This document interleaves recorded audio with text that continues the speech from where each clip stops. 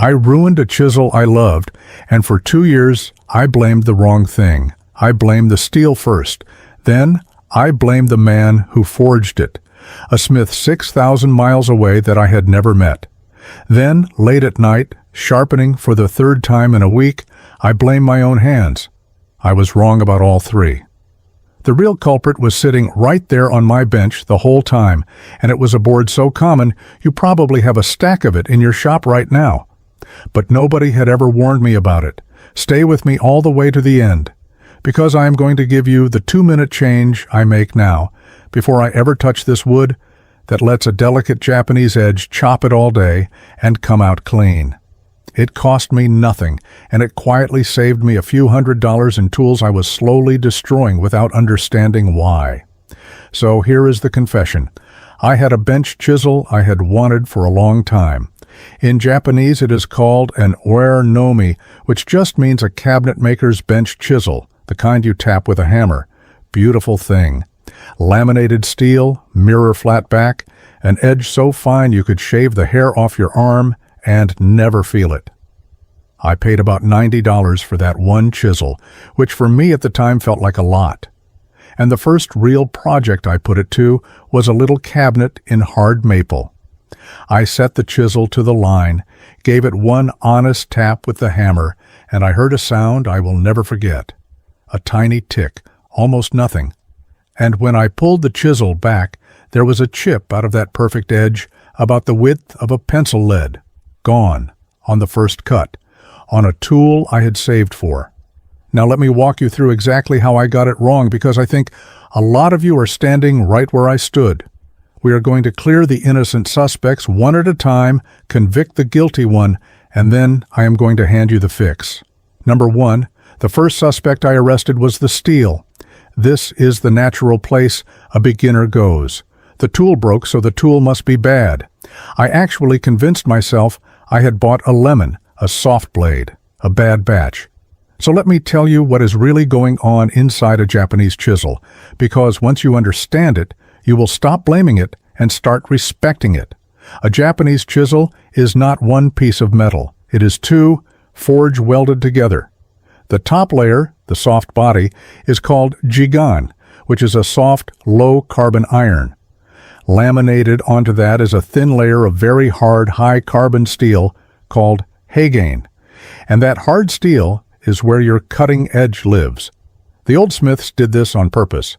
The soft iron gives the tool its spine and absorbs shock, and the hard steel takes an edge that a Western tool can only dream of. And it is hard. On the scale we use for tool steel, called Rockwell C, a good Japanese blade runs somewhere around 62 to 65. A typical Western bench chisel runs more like 58 to 61. That difference sounds small. It is not. Those few points are the difference between an edge that pares end grain like butter and an edge that just pushes it around. So the steel was not a lemon. The steel was elite. That hardness is exactly what makes the edge so keen. And it is also, and this is the part nobody told me, exactly what makes it brittle. A very hard edge is like glass. Glass takes a beautiful polish. Glass also chips, so I let the steel go, not guilty. That first tick I heard was not a flaw in the metal. It was the metal doing precisely what that kind of hardness does when you ask the wrong thing of it. Number 2. The second suspect was me, my own technique. And here is where I have to be honest with you, because this suspect was partly guilty. Not fully, but partly. No judgment here, by the way. I did every single one of these mistakes for longer than I would like to admit, and I did them with tools nicer than most people should hand a man that stubborn. Here is what I was doing. I would set the chisel on the line and try to take the whole depth of the cut in one heavy blow, because I was in a hurry and it felt strong. Then, when the waste did not pop out clean, I would tip the handle back and use that gorgeous thin edge as a pry bar to lever the chip free. Tap, lever, tap, lever. On soft wood I had gotten away with that for years. On hard maple, every one of those levers was putting a sideways load on an edge that has almost no give in it. I was not cutting. I was bending glass and waiting for it to snap. So technique mattered. If you take one thing from this whole section, take this. A very hard edge wants to move straight through the wood, forward, in thin, controlled bites. The second you twist it or pry with it, you are gambling the edge. But even after I fixed my hands, the chips did not fully stop, which told me my technique was an accomplice, not the mastermind. There was still someone else at the scene, number 3. And this is the one that took me 2 years. The real culprit was the wood. And more than the wood, it was where these tools came from. Let me give you the number that changed everything for me. Woodworkers measure how hard a wood is with something called the Janka scale, which basically measures how many pounds of force it takes to press a small steel ball halfway into the board. Hard maple, the common stuff, sugar maple, rock maple, the wood in your workbench, and half the cutting boards in America comes in at about 1,450 pounds. White oak, the other big one, sits around 1,360. Now here is what those chisels were born to cut. Japanese joinery grew up on soft woods. Hinoki, which is Japanese cypress. Sugi, which is Japanese cedar. Beautiful, light, straight, forgiving woods. And their Janka hardness is down around 500, some of them even lower. So think about what that means. The tool in my hand had a family tree stretching back centuries, evolved and refined for a wood about a third as hard as the maple I was standing over. I had taken a tool perfected for cypress and driven it into rock. That is not a defect. That is a mismatch. And it is the whole ballgame. Think about the temples for a second. There are wooden temples in Japan that have stood for more than 1,000 years, held together with joints and not a single nail. And they were built out of these soft, honest woods with tools exactly like the one I chipped. Those tools are perfect. They are just perfect for a different job than the one I gave them. The chisel did not fail me. I brought a temple builder's scalpel to a job that needed a splitting maul, and then I was surprised when the scalpel chipped. That is not bad luck. That is physics. Number 4. So why does nobody warn a beginner about this? Because of how these tools reach us. You see a stunning Japanese chisel online or in a shop, and it is sold to you as simply a better chisel, sharper, harder, finer. All true. Nobody puts a little card next to it that says, by the way, the edge on this was designed for cypress, so go easy on your rock maple. The softwood heritage is invisible. The price tag and the mirror polish are what you see. And so, a brand new hobbyist, cost-conscious, excited, does exactly what I did. Spends the money, brings it home, and drives it straight into the hardest board in the shop on the very first project. You were not clumsy. You were not cheated. You were just never told the one thing that would have saved your edge. So let me be the guy that tells you, and then let me show you the fix. Because the fix is easy, and it is mostly free. If you are enjoying these old methods and the reasons behind them, I put together something I think you will really like.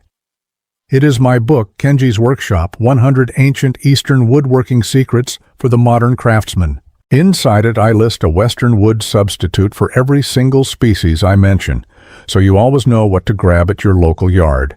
And it is packed with the little master's tips that used to take an apprentice years to earn. The link is in the description if you want to take a look. All right? We convicted the wood and its heritage. Now let me hand you the tools to beat it, because you do not have to give up your Japanese chisels on hard maple. You just have to set them up for a fight they were not born for.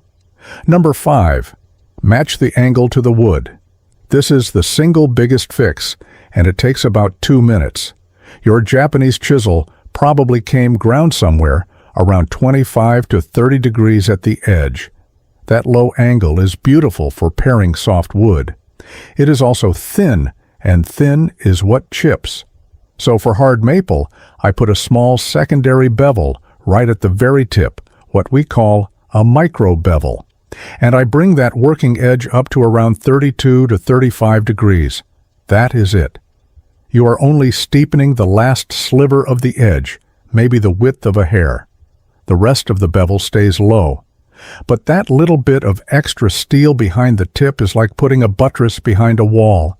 It supports the edge so it can take the shock of hard maple instead of shattering under it. I went from chipping a chisel every project to chipping one maybe twice a year, from that one change alone. Number 6. Read the grain and respect the figure. Here is a trap that ambushes beginners with beautiful boards. Plain, straight, hard maple is hard, but at least it is predictable. But the good-looking stuff, curly maple, bird's eye maple, the boards you paid extra for, those have grain that reverses direction constantly. It dives down, comes back up, curls around itself, and every time your edge crosses one of those reversals, the wood is basically grabbing the tip and yanking it sideways. That is the exact sideways load that chips a hard edge. So before I cut, I read the board. I look at how the grain rises, and I always try to pare in the direction the grain is lying down, not against where it stands up, the same way you pet a dog and not a porcupine. And when I hit figured wood, I slow way down and take whisper-thin cuts, because in curly maple, the direction can flip in the space of half an inch. Reading the grain is free. It just costs you 30 seconds of looking before you swing. Number 7. Thin bites. Never pry. This one is survival. Remember my old tap and lever habit. Kill it. On hard maple, you take the waste out in thin layers, a little at a time, and you let the hammer do the work in small controlled taps instead of one hero blow. And when a chip does not release cleanly, you do not tip the handle back and pry. You reset and take another thin pass to free it. I know that feels slower. It is slower, by maybe a couple of minutes on a joint. But a couple of minutes is nothing compared to the 20 minutes to an hour it takes to grind a chip out of a good blade and get it back to a mirror. Slow hands save fast tools. That is the trade, and it is a bargain every time. Number 8. Use the right tool for the brutal part. This is where the money and craft frame really pays off. You do not have to do the whole job with your finest chisel.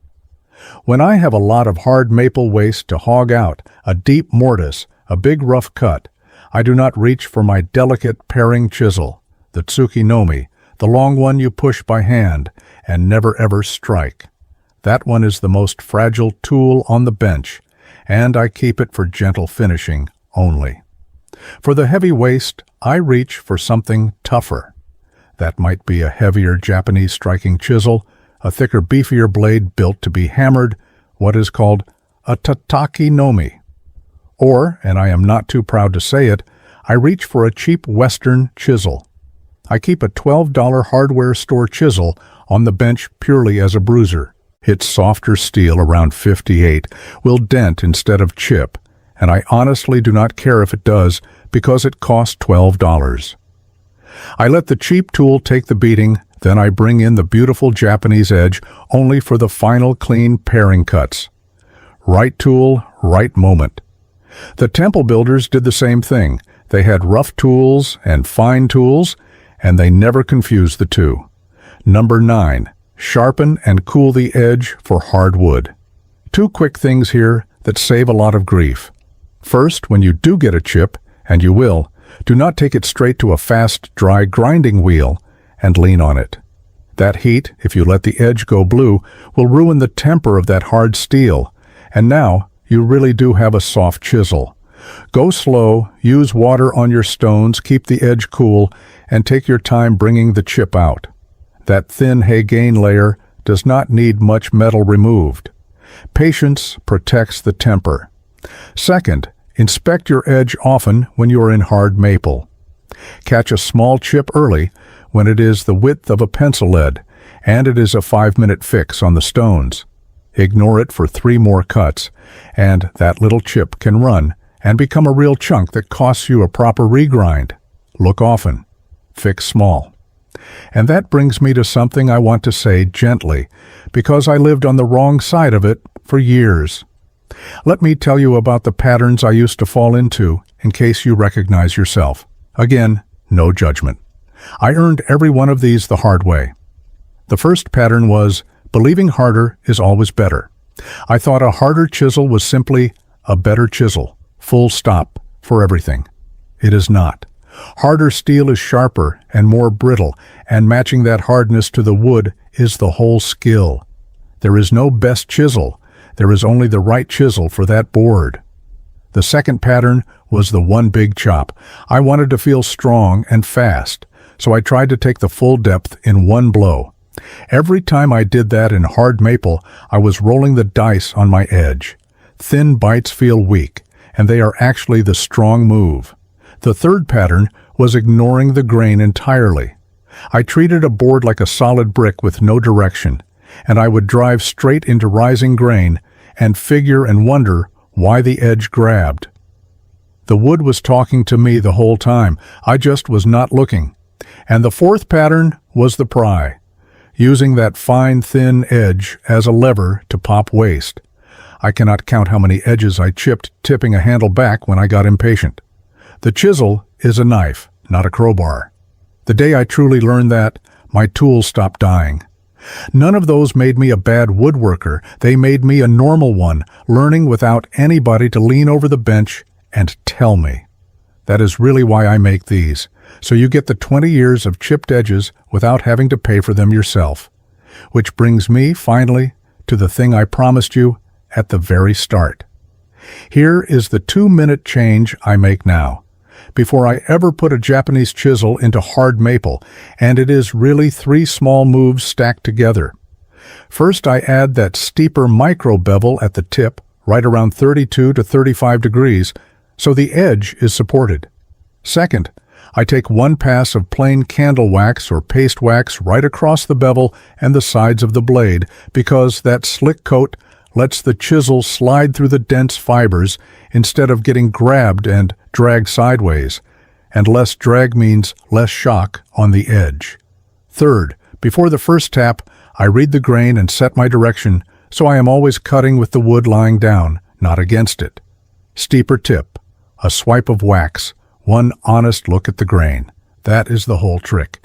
It takes about 2 minutes, it cost you the price of a birthday candle, and it turned hard maple from the wood that ate my tools into just another board on the bench.